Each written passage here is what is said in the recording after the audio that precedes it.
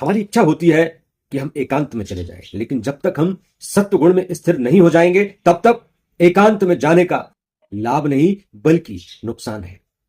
क्योंकि यदि हम समय से पहले परिपक्व हुए बिना,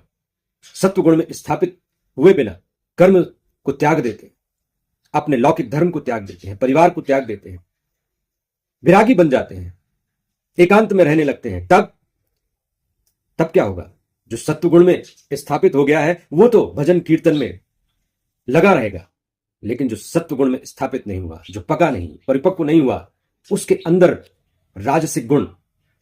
विकल्प मारने लगेंगे,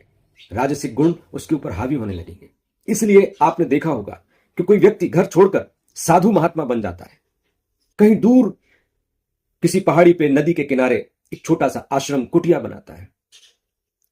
उस कुटिया में इतनी व्यवस्था तो होती है कि वो अपना जीवन यापन कर सके, उसको भोजन भी मिलता है, सारी व्यवस्थाएं परमात्मा करता है, लेकिन एक समय बाद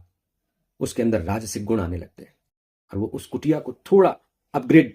करने की सोचता है कि चलो ये कुटिया है, इसमें क्यों ना पक्की दीवारें बना ली जाए, फिर छत बन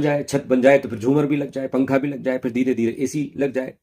बहुत लोग आते हैं तो एक विश्राम गृह बन जाए, धर्मशाला बन जाए। धीरे धीरे सत्व गुण राजसिक गुण में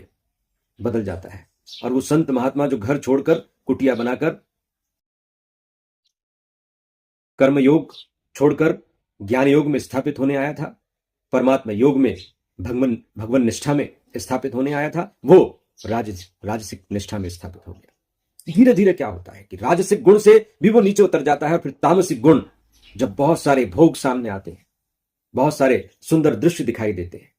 तब वो उन भोगों में और सुंदर दृश्यों में आसक्त हो जाता है।